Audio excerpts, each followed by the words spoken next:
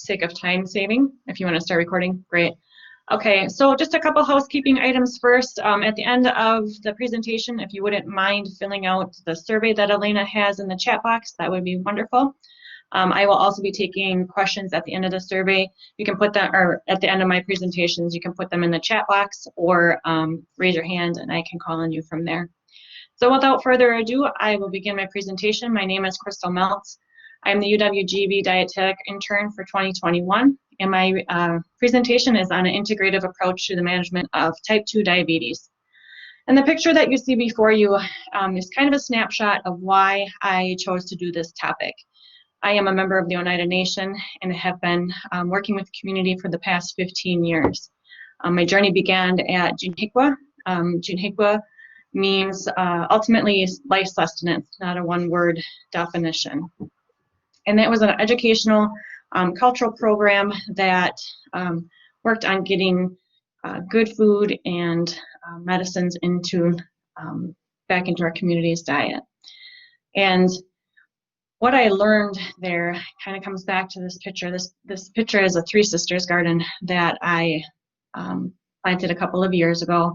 And when I planted it, I didn't just in seeds. I nourished the dirt. I put good things into the soil. When we took the seeds and put them in, we talked to the seeds, we sang songs, just kind of giving honor to the Three Sisters, which are a great part of our culture, starting from our creation story.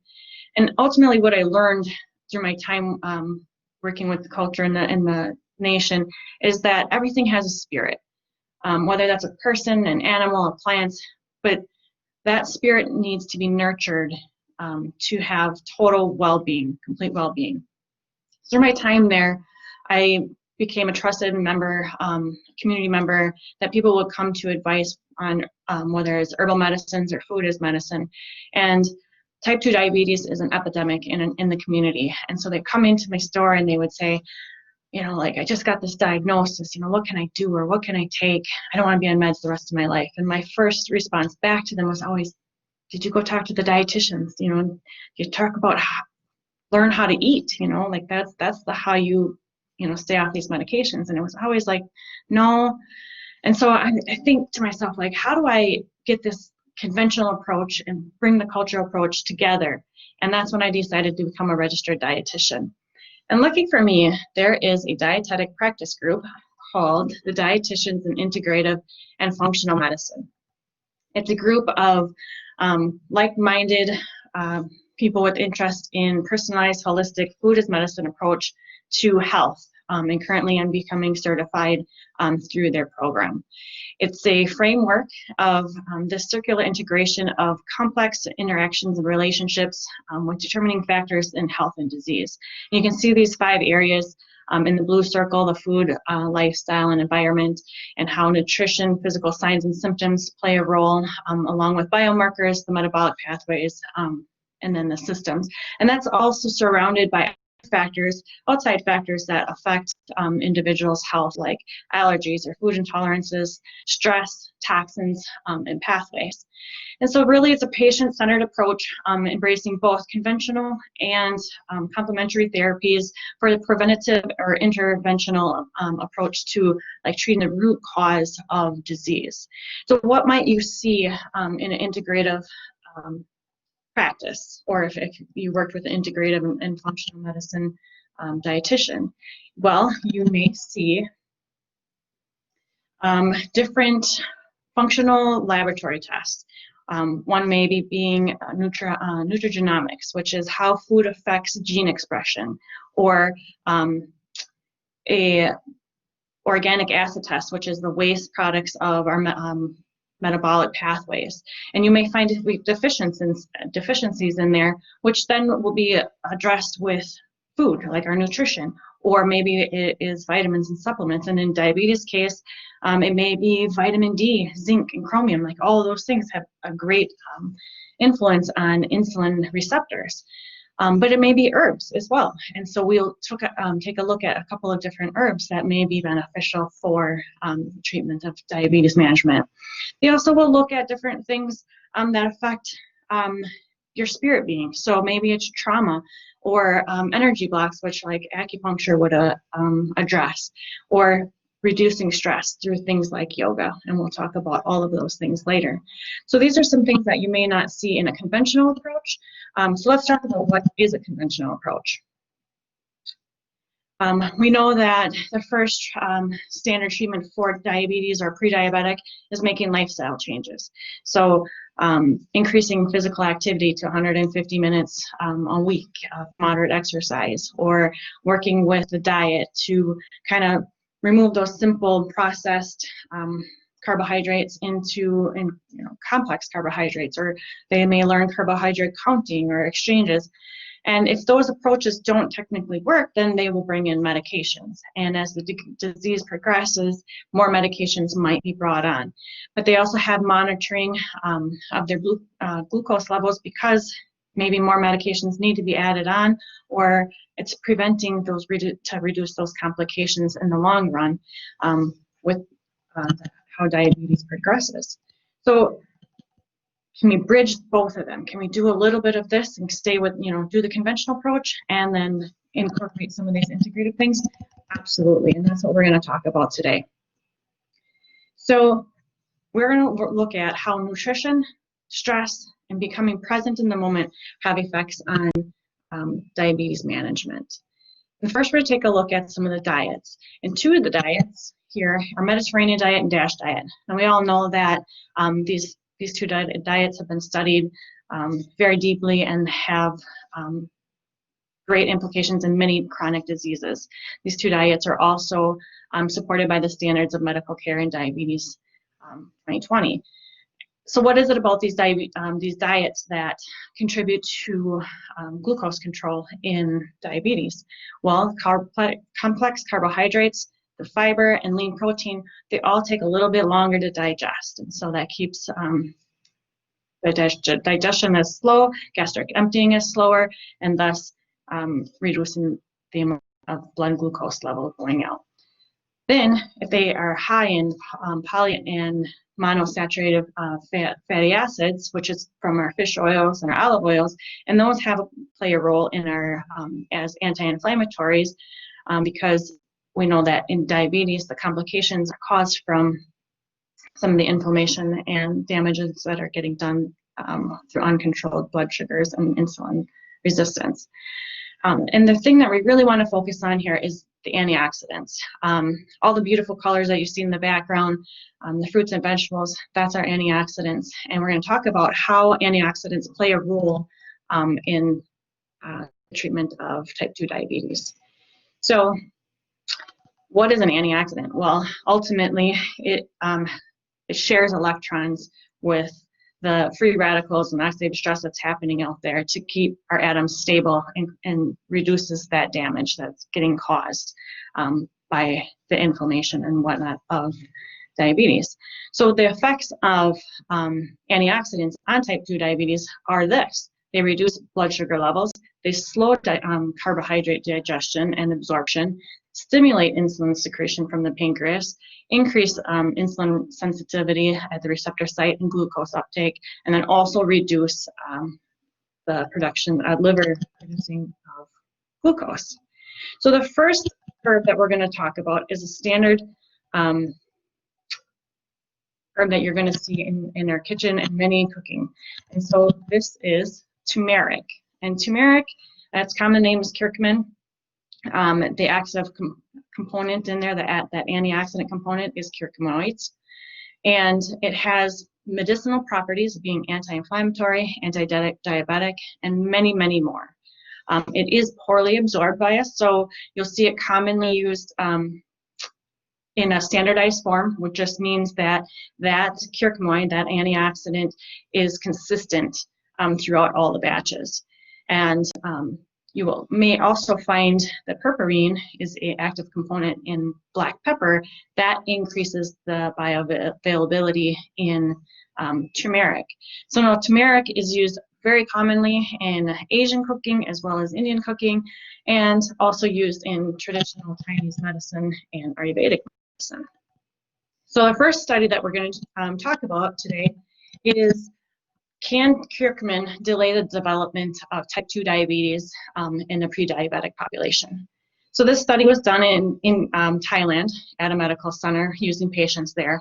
Anyone that was already diagnosed as a pre-diabetic and 35 years or older. So exclusions were if they were already diabetic, medicated, or had like complex chronic diseases. And this study was a 12-month study. The first 3 months they spent teaching all of the participants exercise and diet protocols.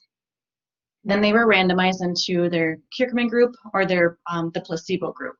Each group got a bottle of pills, no label, same looking pills, and were told to take 3 pills in the morning, 3 at night, for a total combined of 750 milligrams of either curcumin or the placebo. Now the curcumin again is standardized because that's usually how studies are done with the curcumin. So they had follow-ups at 3 months, 6 months, and 9 months, and the results were this. So what they were testing for is beta cell function, and they used a homeostasis modeling assessment for that, C-peptide test, and then a pro-insulin to insulin ratio. They also tested for insulin resistance, and they used a homeostasis modeling IR test.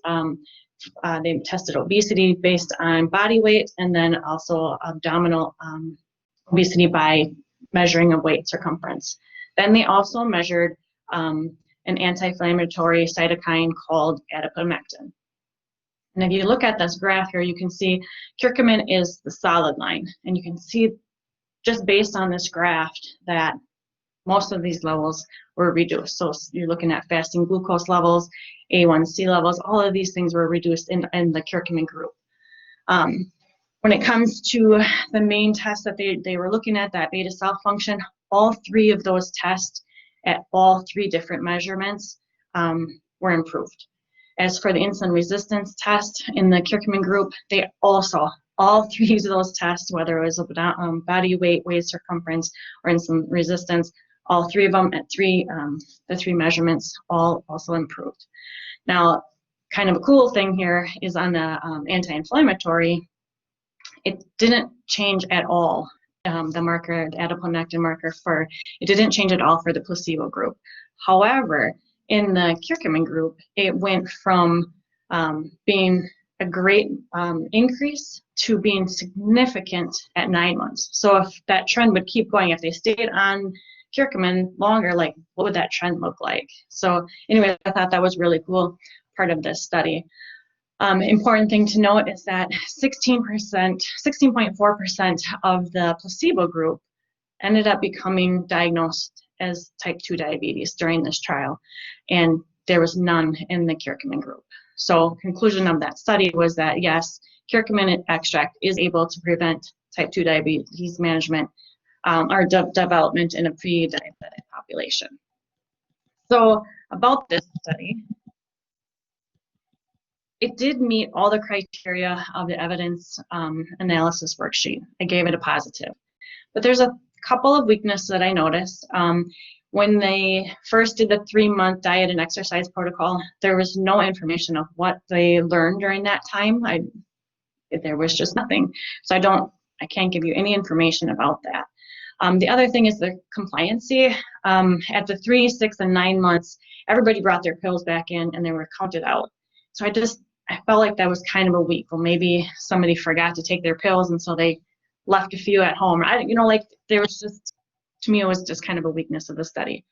And then to note, there was no bias or conflict of interest stated, but it's always important to know where and who is funding these studies. So it was funded by a traditional medicine fund and the Department of Traditional and Alternative Medicine. So when you're working with an alternative medicine and it's being funded by 2 alternative medicine groups, it just raises some red flags. Also of interest was that the Thai government pharmaceutical organization gifted the curcumin extract and the placebo.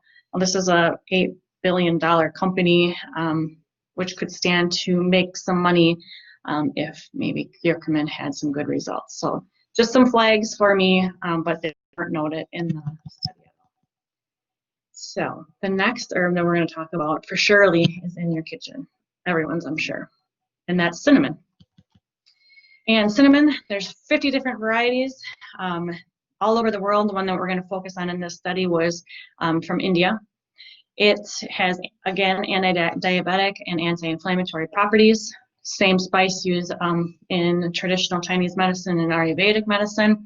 And to note, that's pretty interesting over here.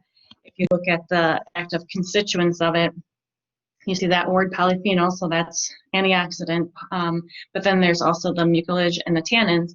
And so some of the criteria for exclusion on here was the gastrointestinal symptoms or diseases, and that's because those properties in the cinnamon are healing to the gut lining. So the test could be skewed. And so what they were testing for is the effect of cinnamon tea on postprandial glucose levels. It's a study of 18-year-olds with non-diabetic conditions and with a fasting glucose level of less than 10 or 100, sorry.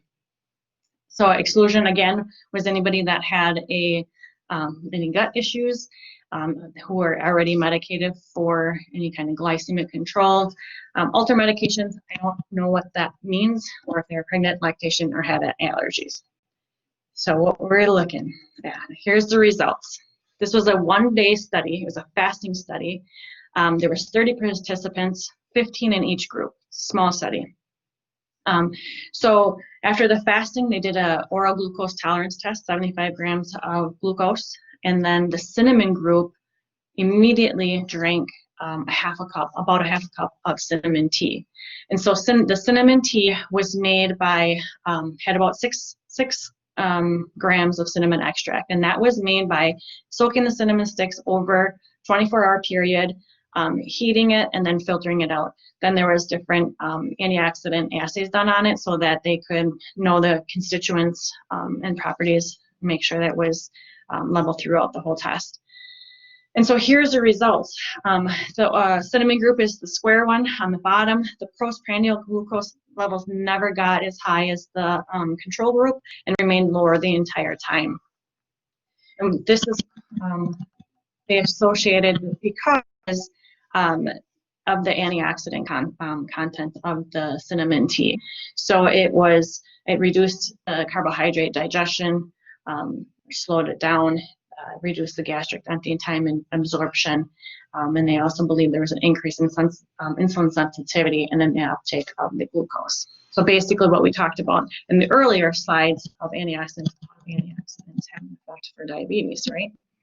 So ultimately, the conclusion of this study was that yes, cinnamon has a hypoglycemic effect and that it can decrease postprandial glucose levels. Now, reading this study, I liked the study. I liked the outcome of the study. It was cool, but I had to give it a negative remark because it didn't meet the criteria, and not so much because of the way the study was performed, but because they didn't have any information. They didn't. I have the world map behind this slide because I don't know where it took place. There was never a location taken place. There's not a setting. There's not how the participants were selected. There was no funding information, no limitations, conflict of interest, or bias. Nothing of that was discussed. So unfortunately, the study got a negative remark with a good outcome for diabetes.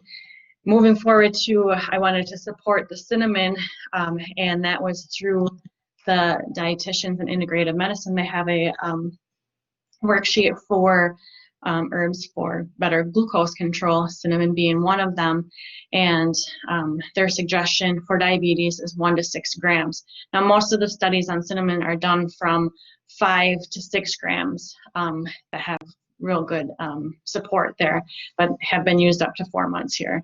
And again, they state it may increase insulin sensitivity, glucose uptake, and then also plays a role in glycogen synthesis. I just wanted to put that little tidbit in there.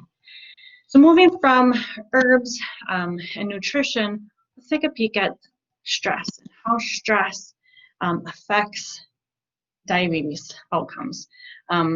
We know that when we're stressed, we don't sleep, and I really, really wish I could get into what sleep has effect on diabetes management. There's just not time for all of this. So we're gonna put that in your toolbox so that you know that sleep is something to take a peek at. But so we're gonna move on and talk about how stress affects the outcome of diabetes. And stress, when we are stressed, we release this hormone called cortisol. We all know that it's a steroid hormone from the adrenal glands and a stress response, but it plays a role in glucose metabolism and insulin resistance. So high levels of cortisol block GLUT4, was our transporter for glucose to get into the cell. So if glucose can't get into the cell because of GLUT4 being closed, then we have an increase in blood glucose levels, which then tells our pancreas to release more insulin, thus, starting that insulin resistance process.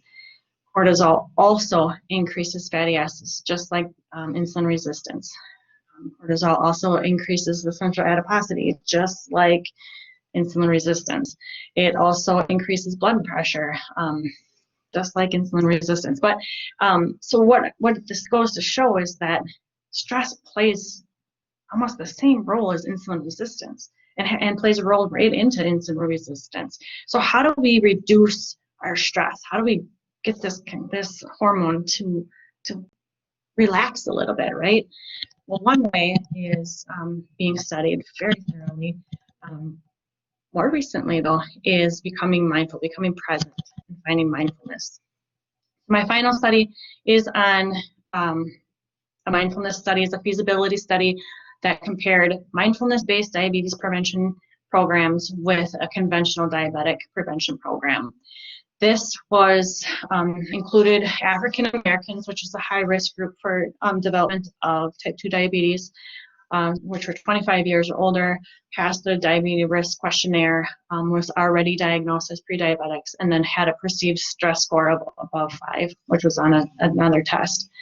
Any exclusions were already diabetic, any kind of glucose disorders, chronic disease mostly, depression, anxiety, anyone who reported no stress, which I don't know who would have that, but awesome for them. And then if they had any formal training in mindfulness practices. So the study went on for 8 weeks. It was an 8-week program with a 6-month follow-up. And in those 8 weeks, there was a 2-hour class. Then there was a 4-hour Saturday class, and also after that was the hour and a half booster session once a month for 6 months. So both groups had 30 minutes of diabetes risk reduction education by a certified diabetic educator. So they talked about, food choices, grocery shopping, how to eat out, increased physical activity, things like that.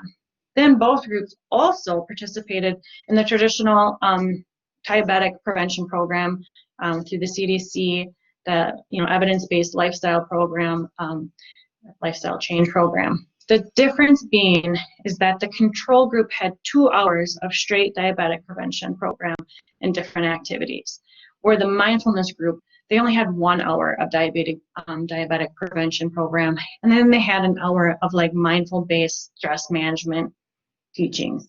So what did they learn compared to the diabetic prevention program? They may have learned things like mindful breathing, body scanning. And what I mean by body scanning is that they may find an area of tension and breathe into it, or surround it with light and get it to unravel, or untying the knot if you have a knot in your shoulder or something like that. So that's body scanning. The mindful breathing, I put a little exercise here on the side that I've seen more than one time, and it's basically an inhale for 4 counts, hold for 7, and an exhale for 8. And doing this helps to encourage full oxygen exchange, and then reducing heartbeat as well as blood pressure. So this reduces anxiety, things like that.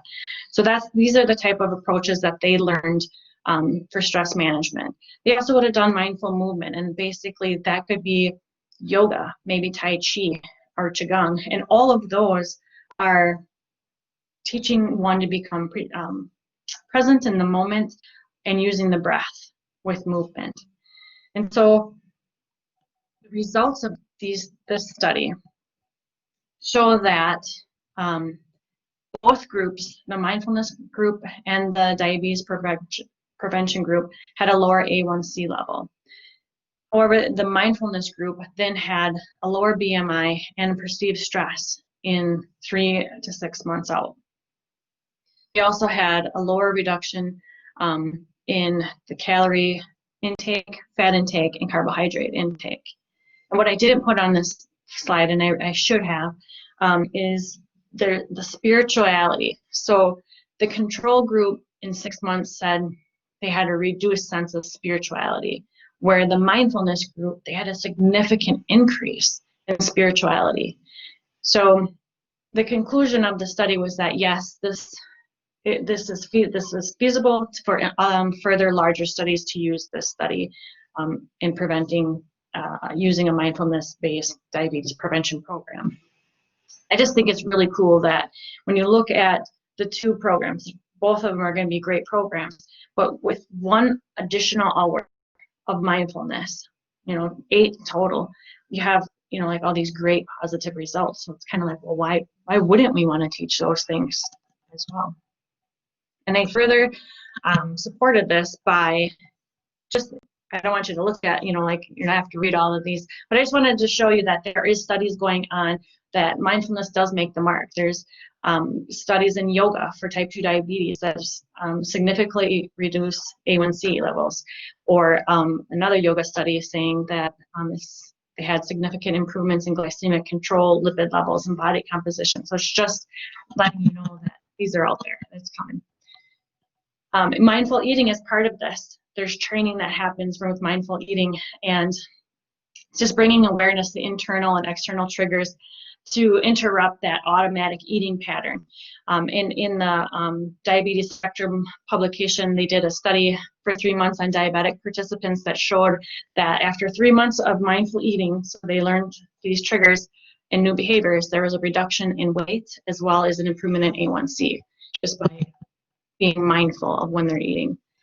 And so the takeaways from this presentation is basically like to remove what causes imbalance and bring back in what causes balance. So starting with the conventional therapies of non-compliance and getting our patients to become compliant with glucose checks and taking medications, and then taking our nutrient devoid food and incorporating our whole foods and antioxidants, our complex carbohydrates and fiber, and then stress reduction.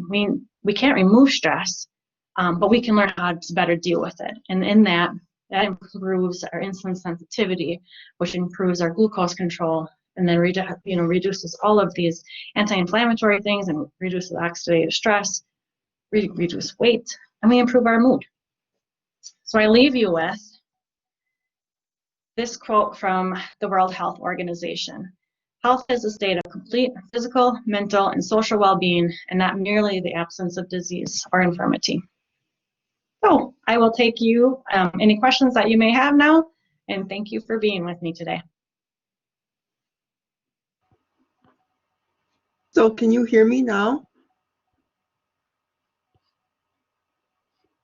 Crystal?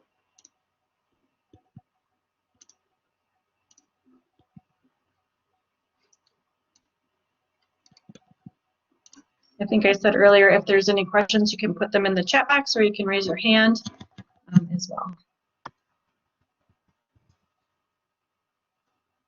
Lane, I'm not sure if you can hear me, but also if you can go back and take the moment to fill out the survey, I would greatly appreciate that as well. It's in the chat box.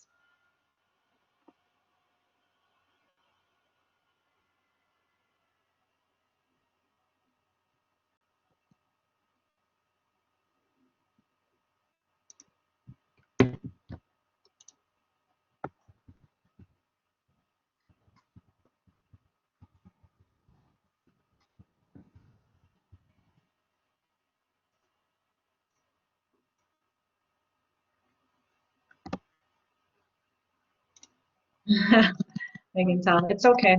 I don't see anything coming through on the chat box, and I'm trying to see if there's any handshakes. Thanks, Tad.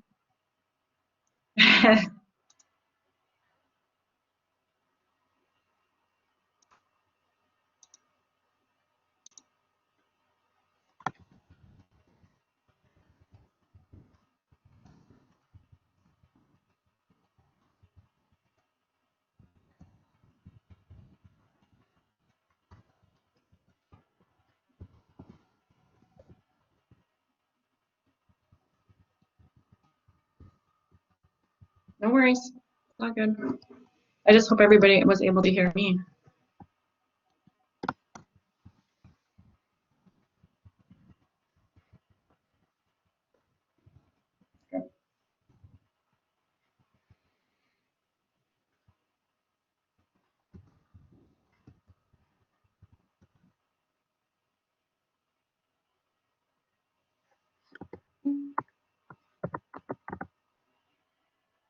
Thanks, Beth.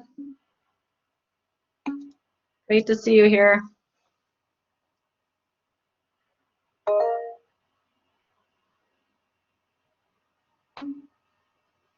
Thank you, everyone.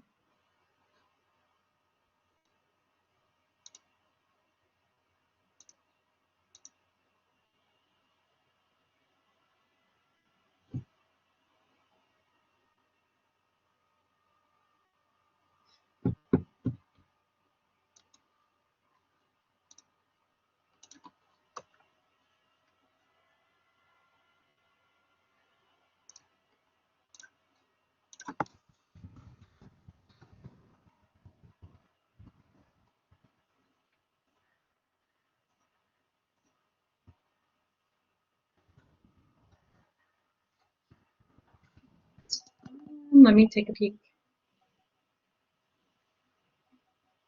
I don't see any hand raising.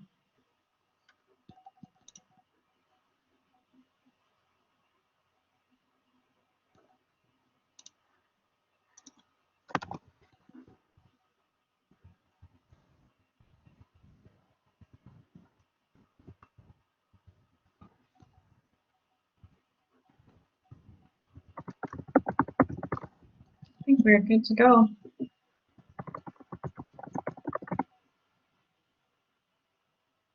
Sounds good.